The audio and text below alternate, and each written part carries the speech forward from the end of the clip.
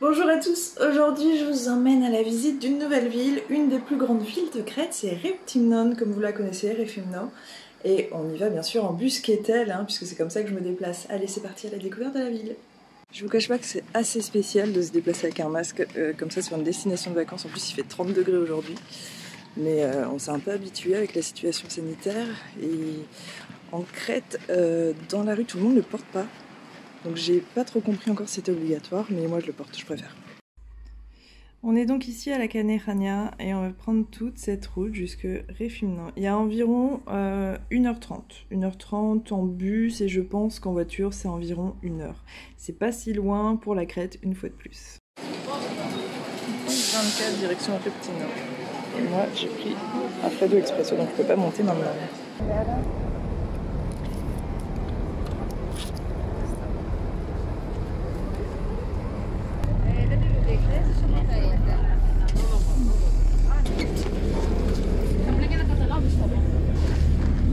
Alors je suis arrivée à Réptimnon et comme vous voyez dans le fond, tout au bout là-bas, c'est la forteresse.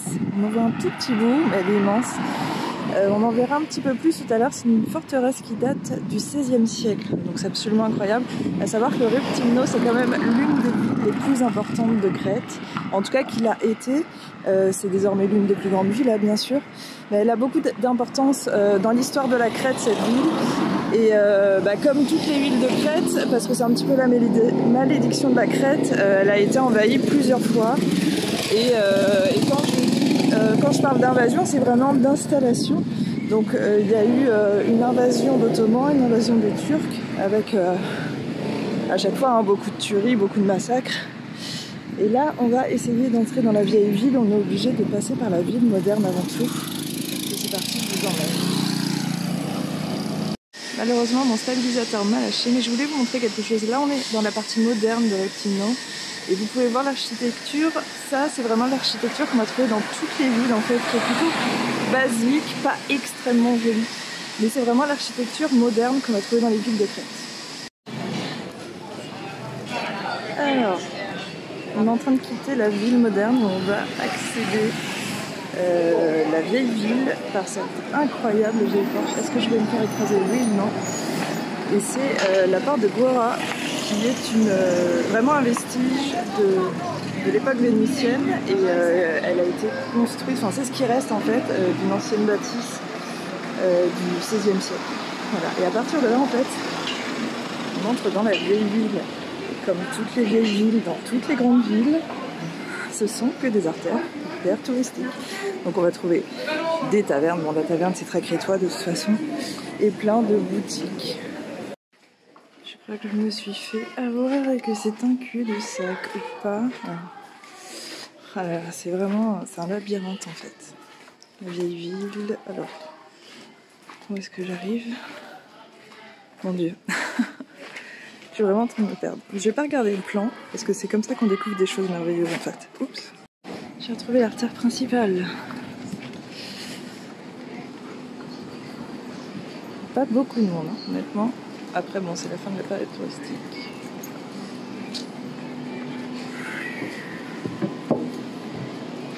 Chaussures, il y a toujours beaucoup de magasins de chaussures. Il y a beaucoup de bijouterie aussi, comme on peut voir là. Toujours. Et on va certainement voir beaucoup de boutiques de touristes. Alors les fameux komoloi, comme je vous disais, ce sont uniquement les hommes en fait qui les tiennent à la main et ils les passent dans leurs mains comme des chapelets en fait. Et c'est simplement pour passer le temps. Et c'est une vraie tradition. Chaussures, comme je le disais, bijouterie. Voilà, c'est toujours la même chose. Et là on va retrouver typiquement une boutique plutôt cool, mais ce qu'on va retrouver, les produits touristiques qu'on retrouve partout. Et ça aussi, des sandales en cuir qui sont très belles. Succession de boutiques hyper touristiques, faites vraiment pour les touristes. Il n'y a jamais aucun crétois qui va venir dans ce genre de boutique. Celle-là, je crois que c'est le pompon, avec les tasses et tout. Et après, c'est des bons souvenirs, mais c'est vraiment des boutiques de souvenirs. Alors du coup, à force de marcher, je me suis un peu perdue, donc je suis loin des rues touristiques. Je suis vraiment dans les rues d'habitation, qui sont très mignonnes, du coup, qui sont vraiment comme ce qu'on faisait à l'époque, des ruelles très étroites, avec des petites habitations collées presque les unes aux autres. Enfin, le vis-à-vis, il est presque... Il est très très proche. C'est vraiment charmant. Mais je vais essayer de retourner sur les rues commerçantes quand même. On va aller à gauche. Et on se réenfonce dans les petites artères de la ville. Cette petite rue est très mignonne. Et c'est là qu'on va vraiment pouvoir voir les différentes inspirations d'architecture. Je sais pas si vous voyez l'architecture vénitienne là-bas. Du coup, comme d'habitude, un petit peu de tout. Et surtout beaucoup de choses. Je pense que si vous voulez ramener des souvenirs de Crète, vous allez trouver tout ce que vous voulez. Alors, dans les choses que vous pouvez acheter pour amener en termes de souvenirs, vous avez tout ce qui va être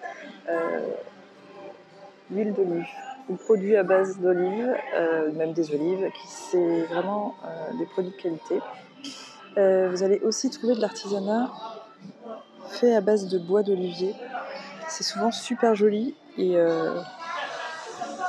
voilà, il y a vraiment tout un tas de choses. Et aussi tout ce qui va être à base de matie.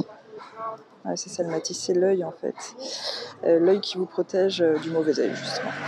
Et vous allez le voir décliner en plusieurs choses, en bijoux, partout normalement, parce que c'est vraiment le symbole de la Crète. Donc n'hésitez pas à prendre des choses à base de matie. Et sinon il y a des phallus. C'est génial, je suis tombée sur un antiquaire crétois et du coup il y a un peu de tout, c'est top. Il y a des timbres, des boîtes allumées. Et il y a l'ancienne monnaie du coup. Et c'est trop beau. Trop belle boutique. Waouh.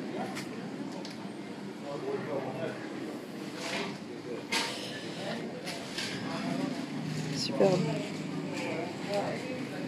Un camboloi du coup. Donc ça ce sont les hommes qui les ont toujours en main. Ce coin d'artère là est vraiment très beau.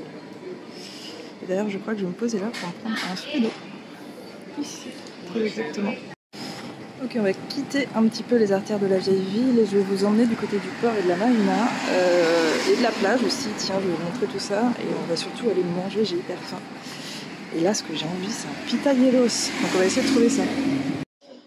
Ok, j'ai enfin trouvé une taverne et je vous montre un peu la carte d'une taverne typique avec les plats typiques qui sont toujours en photo. Dakos, Chesaganaki, Palmades. Et voilà, il y a vraiment beaucoup de choses dans les tavernes. Beaucoup de fruits de mer. Bon, là, il y a un truc pour les touristes. Et moi, je veux un pitahielos.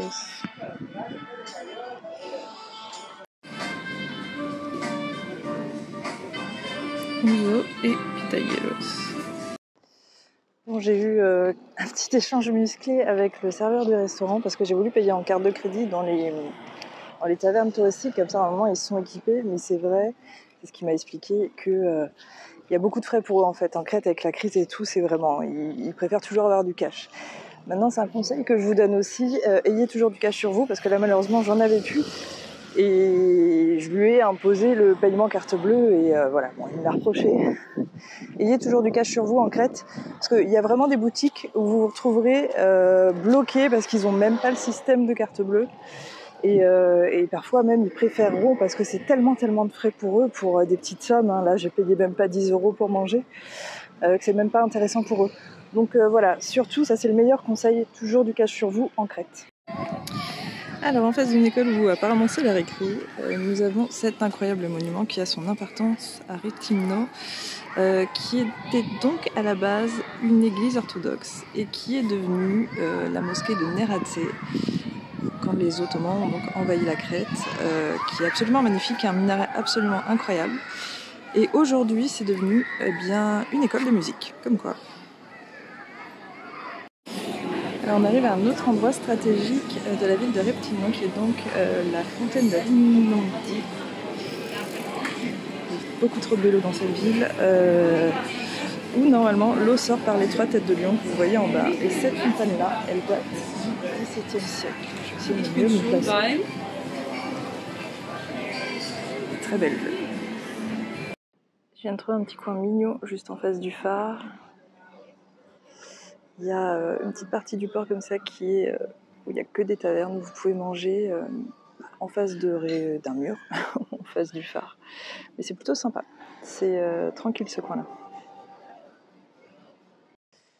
Ce que vous voyez là juste en face, c'est le phare égyptien comme on l'appelle. Et derrière, il y a toute la forteresse de Reptimno. On va aller voir ça après. Et là, en attendant, on est du côté de la marina. Et tout au bout là-bas, il y a la plage. Donc on va aller voir, je vais vous montrer cette grande plage. C'est plutôt sympa en fait. Si vous séjournez sur Reptimno, c'est plutôt sympa. Après, honnêtement, Reptimno, c'est une ville qu'on peut faire en un jour. Ça suffit largement. Il n'y a pas grand chose à voir, c'est littéralement ce que je vous ai montré. Après il y a un musée d'art moderne et un musée archéologique, mais ça s'arrête là.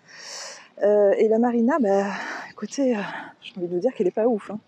J'ai déjà vu des marinas beaucoup plus belles. Ça va bientôt s'arrêter.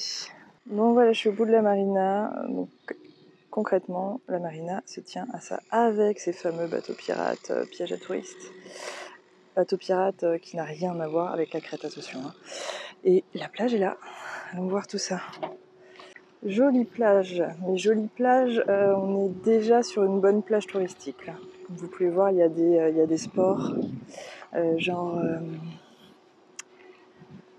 beaucoup de bateaux, jet ski, paddle j'imagine, banane, toutes ces merdes. Pardon pour ceux qui aiment ça.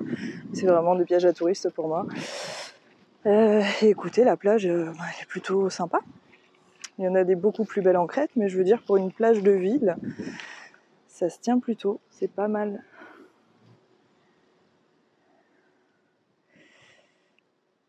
Pas mal. Donc là aussi, hein, comme d'habitude, n'oubliez pas, quand vous venez comme ça vous installer sur des parasols, c'est payant. Hein. Donc là, je vois pas de bar, donc je pense que c'est location à la journée, entre 2 et 10 euros, selon les endroits.